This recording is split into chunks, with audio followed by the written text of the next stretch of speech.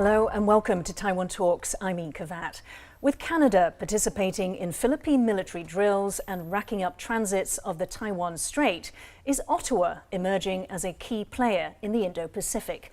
With me to discuss this are Stephen Nagy, Japan Institute for International Affairs Visiting Fellow, and MacDonald Laurier Institute Senior Fellow, and he's visiting from Japan. And Vincent Chow, Taipei City Councillor of the Democratic Progressive Party. Stephen, Vincent, very warm welcome to the show today. Thanks for having us.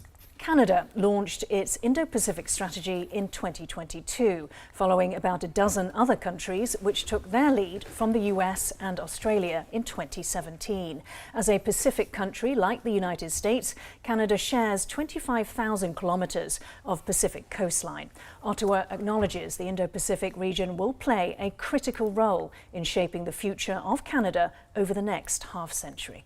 Stephen, let me come to you first. So Canada has said that the Philippines is a major partner for it in the Indo-Pacific, and it's delivered on that partnership by allowing Manila use of something called a dark vessel detection system. Can you tell us, what are dark vessels and why is this important to the Philippines?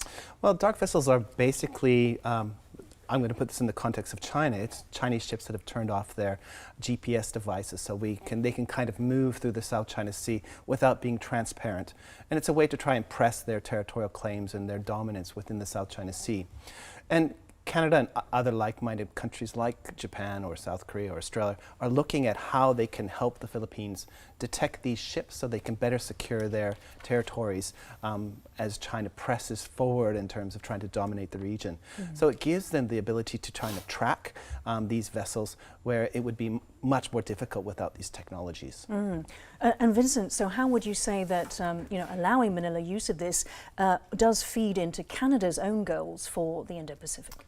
I think it shows that Canada is willing to play a stronger and larger role in ensuring stability in the South China Sea. And I think Canada has always been a big proponent of transparency. I mean, transparency and adherence to international law, international norms. And I think supporting Manila in tracking these vessels, which are mainly from, Chinese maritime militia, and have eroded not only the Philippines' maritime interests, but also international law and stability in the region, I think have been a focal point of Ottawa's efforts to fight back against it. So I do think it's a good measure. I think time will tell on whether it's successful or not and how effectively Manila is able to utilize these technologies to respond.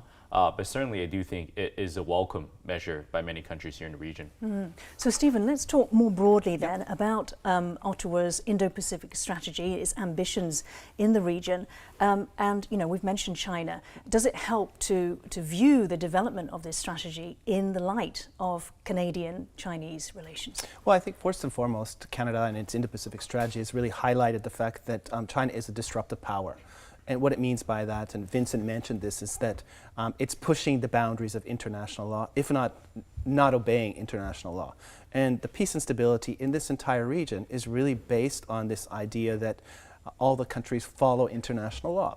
And the consequences of not following international law or engaging in dark vessel maneuvers through the South China Sea or ignoring things like the 2016 Permanent Court of Arbitration decision against China is that it creates intense instability. And through the South China Sea and in and around Taiwan where we're sitting, about $5.5 trillion US of trade go through these sea lines of communication. And the concern from Ottawa's point of view is that a disruption in these sea lines of communication will not have only a disruption in the regional economy, but the global economy, and this will affect Canadians. So they want to invest in rule of law, they want to invest in partnerships with countries like the Philippines and places like Taiwan to ensure that they're stable, they're peaceful, and they're contributing to a rules-based order within this region. And it's really critical from this economic standpoint. Vincent, let's take a look at what the 2023 strategy says about China, the actual words. It says, China's rise as a global actor is reshaping the strategic outlook of every state in the region, including Canada. China has benefited from the rules-based international order to grow and prosper, but it is now actively seeking to reinterpret these rules to gain greater advantage. China's assertive advancement of unilateral claims, foreign interference, and increasingly coercive treatment of other countries and economies have significant implications in the region, in Canada and around the world. Let's talk a bit about the coercive actions directed at Canada. Yeah, well, I'll first say when the strategy came out last year, I think many people saw it as a sign of breath of fresh air, a sign of clarity. And I think it did clarify many of facets of Canada's relationship with China that people had, not only sort of seen that were unclear in the past, but also seen to this fact that economic measures may have dominated more political concerns. And I think this Indo-Pacific strategy sort of upended those doubts and concerns because it was very clear. I mean, it talked about China being coercive, assertive, it talked about China being disruptive, and there was a clear policy formulation in terms of how Canada was going to deal with all of these measures. And we talked about the dark vessel monitoring program, but we haven't talked about transits yet. And transits are another very, very strong indicator that Canada is prepared to put actions behind their words, and that they've, for example, in September this year, worked with the United States to send ships across the Taiwan Strait. And I thought what was especially striking about that transit was the fact that they had a CBC news crew on board. Right. And the CBC news crew basically had firsthand reporting about these 3 Chinese vessels that were tailing them the whole way through, including this Guided missile destroyer. That was actually quite provocative in a sense because this was international waters. And so I do think Canada is showing that it is prepared to do it more. Now, obviously, as Stephen said, all of this is absolutely consistent with Canadian national interests, and I think that is the guiding mantra of this Indo-Pacific strategy we see. And maybe taking a leaf out the Philippines book in terms of that sort of assertive transparency, the broadcasting, taking along journalists and cameramen and showing to the world what China is doing in terms of that grey zone warfare. Stephen, let's talk about some of the election interfering. Let's talk about the Canadian consul being expelled, some of these, and obviously Huawei as the backdrop to China and Canada relations. Well, I think, again, as we're thinking about China-Canada relations, we need to think about it through the lenses of trade. We have a positive trade relationship, and it's continued to be positive despite the anti-China rhetoric, despite the COVID pandemic. But we have deep concerns about allegations about electoral interference, and I think importantly, threats against Canadian parliamentarians like Michael Chung and his family in mainland China. And this has raised the specter that China is interfering, of course, in our elections and affecting how Canadian Chinese are participating in our free and open democratic system. And this is of deep concern. Canada's a rule-of country, we're a multicultural country, and we want to make sure that all our citizens, whether they're black, white, Chinese, Japanese, Hungarian, or whatever, are participating as full citizens and contributing to a vibrant democracy. And we're very concerned about this electoral interference. And there's growing evidence that it's impacting our voting patterns, it's impacting who's in power and our approach. And I think the Canadian Indo-Pacific strategy is really trying to put up a bulwark so we can prevent this kind of electoral interference, not only unilaterally, but I think working with our partners within the region, because they're all facing the same problem. So what's behind the electoral interference? What does China seek to do? They seek to change the voting patterns of Canadians so that we vote for leadership that is willing or not as willing to put up with China's behavior. And I think that this is a real problem, whether we're talking about human rights issues, whether we're talking about very active involvement in the Indo-Pacific, or whether we're sending ships into the midline area between Taiwan and China. Canada wants to ensure that the rules-based order is upheld, because what happens in this region will eventually spill over into Canada if we're not defending the region and defending our partners. Vincent, the Huawei incident, this ended up being the detention of 2 Canadians, the 2 Michaels, Michael Kovrig and Michael Spavor. Tell us a bit about how this was linked to Huawei. So I actually had an opportunity to meet one of the Michaels, Michael Kovrig, in the Munich Security Conference earlier this year, and we had a pretty frank discussion. And I think, the fact that he's released today and he has no charges that have stuck onto him, showed that it was a political ploy by the Chinese to gain political leverage against Canada. And it was a despicable effort to really use human hostages to gain diplomatic leverage. But I think it's just within the norms of everything Stephen was talking about earlier and what the Chinese are doing across the region today. We also have to understand that there is no concept of like liberal Western democracy in China. It's actually completely antithesis, but it's to what the CCP stands for.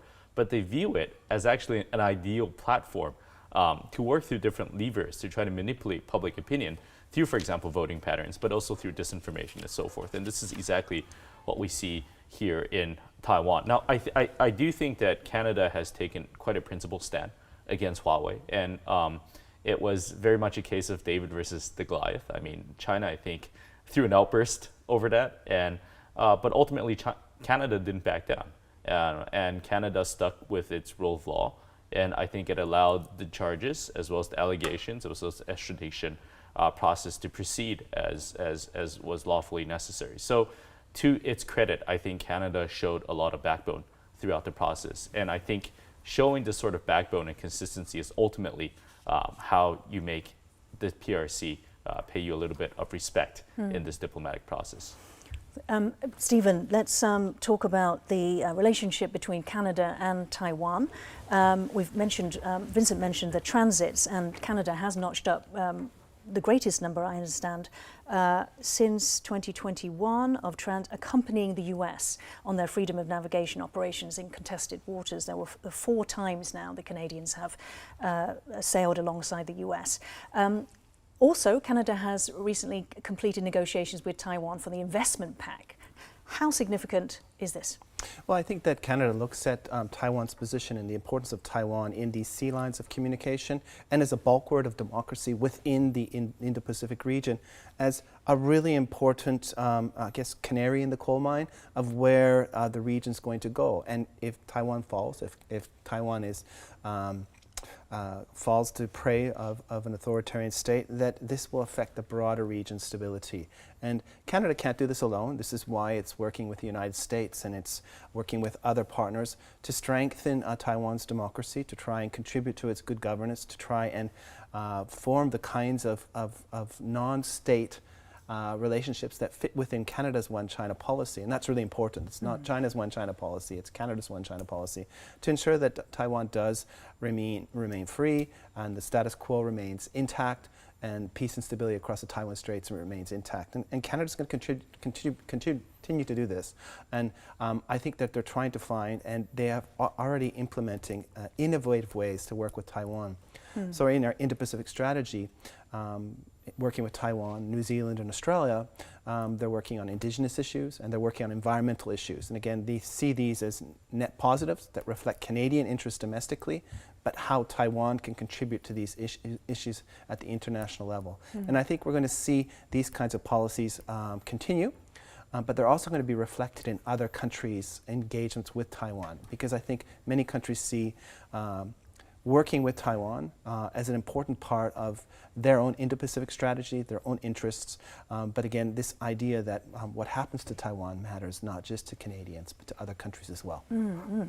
Vincent, the agreement that is yet to be signed, the FIPA, the investment agreement. I just want to quote from you what's been said about that. It's a comprehensive investment protection norms. It incorporates this and restricts the host country from imposing additional investment restrictions beyond what has been mutually agreed to ensure investors enjoy a predictable and stable investment environment. Does this provide a contrast to perhaps Canadian investors or businesses in China? Well, I know that Canada has pursued an FTA with China in years past, and I think those hopes were dashed a number of years ago. I think obviously the Huawei case contributed to the breakdown of relations following the arbitrary detention of the 2 Michaels and so forth. And I think Canada, since then, I mean, what we've seen publicly is they've reoriented sort of away from that priority. And so it's actually worth saying that this is not the first economic agreement we've signed with Canada. The double taxation agreement has been in place for a number of years now. Now, FIPA, we finished the negotiations. Now, obviously, there's a ratification process that needs to be undergone for that. But it's actually a very strong agreement. I mean, it includes about 70 articles, everything from achieving net zero carbon emissions to labor rights, human rights, and so forth. And I think it's quite comprehensive in a way that it will deliver sort of the aims that you talked about, Yun, which includes, for example, stability in investment environments, investor protection, dispute settlement clauses, and so forth. So I do think it will bring Canada and Taiwan closer together in terms of that investment. And I do think that there are a number of very high-profile investments from Taiwan to Canada right now. For example, TSMC has a research and development facility in Ottawa, and I think it will strengthen these sorts of exchanges to the benefit of both countries. So I'm quite optimistic in what it will lead to. Great, okay, thank you. Now, in tandem with China's increasingly assertive territorial claims in the South and East China Seas, and of course the Taiwan Strait, is Beijing's drive to modernize its military. The US recently released a report into China's military capabilities. I spoke to Zach Cooper, Senior Fellow at the American Enterprise Institute, to find out more. For many years, China had just a couple hundred nuclear warheads that were deployed, and now it's building a very substantial triad of nuclear capabilities. Long-range bombers with nuclear-capable cruise missiles, more advanced nuclear ballistic submarines, and then increasingly several hundred ICBM silos that will hold ballistic missiles out to the west. And so this is a really serious nuclear buildup. It's clearly not a minimal nuclear force. I think it's actually a sprint towards parity or something close to parity with the United States and Russia. And what does that mean in terms of Taiwan contingency? The real challenge there is that it may make China more confident that it can use its conventional capabilities, its conventional military, to push around not just Taiwan, but the United States or Japan, because the threat of nuclear retaliation from the United States is going to be a little bit more difficult if China has a much more secure second strike capability. And as long as this buildup continues, it could increase also in the future. So this is a major strategic change. Another aspect of the report that some analysts found alarming, they didn't know that China was already or had already armed their submarines with missiles capable of 10,000 kilometers range. Is this correct? And again, what's the significance of this? Well, the significance is that for a long time, China's ballistic nuclear navy would have to actually go closer to Hawaii to hit the United States. So the challenge for China was that you had these relatively loud ballistic missile submarines that would have to go not just through the first island chain, but deep into the Western Pacific to be able to launch against targets in the continental United States. Now, increasingly, China's going to have the ability to launch those missiles from much closer to China's shores. So the challenge here is really that it's going to make it more difficult for the United States to be confident that it can bottle up Chinese ballistic missile submarines inside the first island chain in the East China Sea or the South China Sea or the Yellow Sea. And do you think, Zach, that sort of capability creates the deterrence that could prevent America from entering any sort of Taiwan contingency? I don't think it will deter the United States from entering a contingency if one were to occur, but I do think the Chinese may believe it would prevent the United States from entering, and we have to do everything possible to make sure that Beijing understands that, yes, China has a more advanced nuclear capability, but the United States still has its commitments under the Taiwan Relations Act and a desire to maintain peace and stability in the Taiwan Strait, and that we will use force if necessary to do that. And Zach, do you think public opinion in the US, though, is behind that? A few years ago, if you asked that question, something like 35% of Americans would have said that the US should send our troops to help protect Taiwan. Now those numbers are creeping up. They're over 50%, even closer to 60% more recently. So I think you're seeing a real shift, an increase in support of the willingness of the American people to help Taiwan in a crisis. But I'll be candid, these numbers can change quickly. And I think a lot will depend on a perception that Taiwan is doing everything it can to protect itself. This is really one of the things that was vital in Ukraine. That was security analyst Zach Cooper speaking to me earlier. Stephen, returning to Canada. Sure. So you've written about how Canada's foreign policy's global position is in crisis and that it requires a reset. Why do you say that? Absolutely, and if you look at its relations with China, it's in deep trouble. Its relationships with India is fractured because of the allegations of the Indian involvement in the killing of a Canadian citizen on Canadian soil. And the reality in 2024, we may have a new American president that is unorthodox and rather against this idea of a rules-based order. And for Canada, again, Canada's thinking, and as a middle power, is that it requires rules, it requires stable relations, and it requires engagement at the diplomatic level with partners like the United States.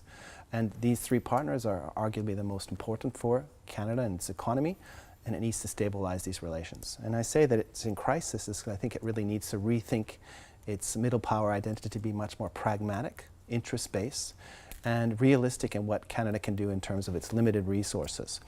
And here I think its engagement with Taiwan is an excellent example, whether it's FIPA in terms of a trade agreement or concentrating on Indigenous and environmental issues. You have to concentrate your resources to have sustainable and meaningful diplomacy, and I think we need a lot more of that in Canadian foreign policy rather than spreading the peanut butter much too thin. And I think this is a challenge where we are in Canada's foreign policy. So thinking about the Indo-Pacific, is your point that it needs to be less ambitious? I think it needs to be more focused. It needs to build strong partnerships with countries like Japan, South Korea, political entities like Taiwan, Singapore, Vietnam, and Indonesia, and concentrate resources there so it can, again, create that sustainable, meaningful diplomatic momentum and then build from there. And I think that it's going to require partnerships with those like-minded countries before it starts engaging broadly in the region.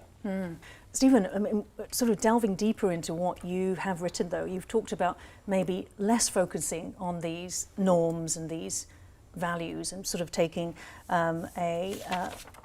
I suppose it's a more strategic approach, sort of like choosing which issues to align to. Is that a correct reading? So I say an interest-based approach is that I think if we're working with Taiwan, democracy and human rights can be definitely forefront. Taiwan is a bastion of human rights and democracy and freedom of press.